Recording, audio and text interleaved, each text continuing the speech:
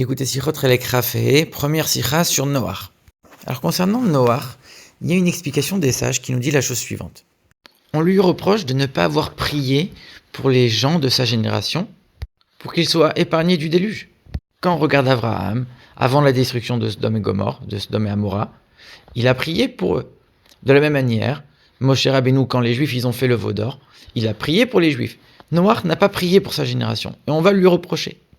Et à ce moment-là, on a deux explications. On a Rabbi Yitzhak et Rabbi Yehuda. Rabbi Yehuda, il nous dit, mais Moshe, quand il a prié parce qu'il avait le mérite de ses patriarches, etc. Lui, Noach, il avait personne avant lui, quelque part. Donc, on ne peut pas tellement lui reprocher. Rabbi Yitzhak, il dit non, il aurait quand même dû prier. Alors, le père du Rabbi Levi Yitzhak, il nous dit, Rabbi Yehuda, lui, il avait l'attribut de bonté, donc il juge favorablement Noach. Il dit, c'est pas sa faute, etc. Il n'avait pas de patriarche. Et Rabbi Yitzhak, qui lui représente la sévérité, il dit non, il aurait quand même dû prier. D'un autre côté, on sait que la Torah nous enseigne qu'on doit toujours juger quelqu'un favorablement. Et ça, c'est un enseignement qui s'applique à chaque juif sans distinction. Que ce soit un juif qui soit de l'attribut de bonté ou de sévérité. Il n'y a pas de distinction. Donc, pourquoi ici, on irait émettre un mauvais jugement sur Noach ? Un peu dans la même idée, on voit qu'au tout début de la paracha, on nous dit que Noach était un homme tzaddik, un homme juste, tamim, un homme intègre. Et on rajoute Bedorotav, dans sa génération. Et ici aussi, on a deux avis. Il y a certaines opinions qui vont dire, malgré sa génération qui était complètement dépravée, lui, il a réussi à rester un tzaddik. S'il avait été dans une génération comme Abraham, c'est sûr qu'il aurait été encore plus un tzaddik, parce qu'il aurait plus de facilité. Et il y a d'autres opinions qui vont te dire non. En vérité, si tu l'avais mis dans une génération avec d'autres justes, lui, il serait passé inaperçu. Mais comme il était dans une génération où il n'y avait personne, où tout le monde était dépravé, alors lui, c'était le moins pire de tous, entre guillemets. Donc on l'a appelé tzaddik par rapport aux autres. Et donc ici, on a encore ces deux manières d'interpréter. Et le rabbi, il pose toujours la même question, mais on est en train de parler de quelque chose dans la Torah. La Torah, elle n'est pas là pour dire du mal de quelqu'un. Pourquoi il y aurait des opinions qui interpréteraient cette phrase comme quelque chose de négatif sur Noach ? Pourquoi ? Même sur les animaux impurs qui sont montés dans l'arche, la Torah ne dit pas les animaux impurs, elle dit les animaux qui ne sont pas purs, pour éviter de dire quelque chose de négatif, de pas joli, même sur un animal. Donc sur un homme, c'est encore plus fort, c'est encore plus dur. Alors le rabbi rappelle très rapidement la réponse qu'il avait donnée dans une sikha qu'on avait étudiée il y a quelques années. Il dit, quand on est en train de raconter des choses dans la Torah, des histoires, alors à ce moment-là, on va faire attention comment on parle, de dire les choses que de manière positive, etc. Mais quand on parle d'une loi qui doit être tranchée, alors à ce moment-là, il faut être clair. Et quand c'est impur, il faut dire impur. Et ici, on est en train de parler de quelque chose qui doit être clair. De quoi on parle ? Si on n'avait rien dit au sujet de Noach, on avait dit c'est un homme juste, c'est un homme tzaddik, il est tamim, il est intègre, il est parfait. Qu'est-ce qu'on aurait dit ? Après, les gens, ils auraient lu le récit de Noach et ils auraient interprété, regarde, Noach, il n'a pas prié pour les autres, Noach, il n'était pas si parfait que ça, et pourtant la Torah, elle l'appelle tzaddik. Donc ça veut dire que moi aussi, je vais m'inspirer de Noach, moi aussi, je vais prendre Noach en tant qu'exemple, et même si je ne vais pas être aussi parfait que Abraham, que Moshe, que Yosef tzaddik, etc., mais au moins, je suis comme Noach. La Torah, elle a dit que Noach, c'était un grand tzaddik. Et donc, ici, on vient te dire, non, regarde, c'était un tzaddik, mais relativement à sa génération. Sache que Noach, il avait quand même des manques. Il n'a pas prié pour les autres. Donc, quelque part, on est en train de remettre un petit peu les choses à leur juste place pour pouvoir donner le meilleur enseignement possible pour les générations à venir.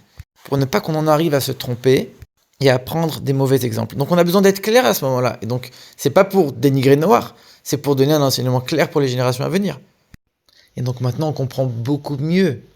Quand on est en train de dire il y a deux opinions, une opinion qui va juger Noach favorablement et une autre non. Celle qui va juger Noach favorablement, elle est en train de dire il aurait été encore plus injuste, etc. Très bien. Et celle qui est en train de dire que Noach n'est pas si juste que ça, elle n'est pas là pour dénigrer Noach, elle n'est pas là pour frapper, pour abîmer l'image qu'on a de Noach, pour dire du mal de lui. Elle est là pour pouvoir enseigner aux autres. Ça veut dire quoi ? Ça veut dire que même selon cet avis, Noach était quelqu'un de très bien. Et s'il n'a pas prié pour sa génération avant le déluge, c'est pas que c'était quelqu'un de mauvais, parce qu'il avait ses raisons. Il n'a pas forcément pu. Il avait énormément de raisons qui faisaient en sorte que c'était compliqué pour lui, que les gens qui l'entouraient, c'était pas forcément facile pour lui de prier pour eux, etc. Il y a tout un tas de raisons qui font que Noach ne pouvait pas aisément prier pour sa génération. Donc lui, il a ses raisons, il a ses excuses, entre guillemets. C'est pas lui qu'on est en train de blâmer.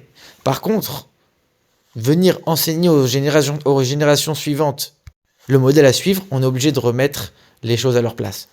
Et encore plus que ça, vu que Noach lui-même n'a pas été en mesure de prier pour sa génération, mais il aurait bien aimé, et il aurait bien voulu se trouver dans une génération comme celle d'Abraham, ça l'aurait boosté, il serait devenu mieux, et à ce moment-là, il aurait peut-être prié pour eux.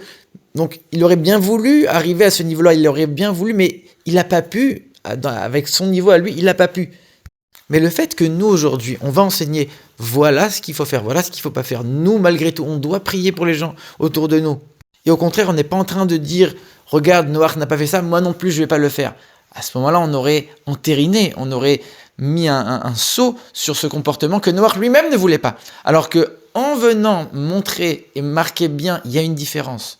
Il ne faut pas faire comme Noach, on est en train quelque part de soulager Noach, de réparer son comportement, de lui permettre à lui d'être content de voir que ce que lui n'a pas réussi, ça va pas se perpétuer. Et au contraire, ça va servir d'exemple de ce qu'il ne faut pas faire. Ça, c'est la plus grande satisfaction qu'on peut apporter à Noach lui-même. Et donc, quand on vient enseigner une chose pareille, on n'est pas en train de transgresser le principe selon lequel on doit juger chacun avec bienveillance. Ici, on n'est pas en train de dire qu'on a mal jugé Noach. On est en train de dire, toi, je te juge bien.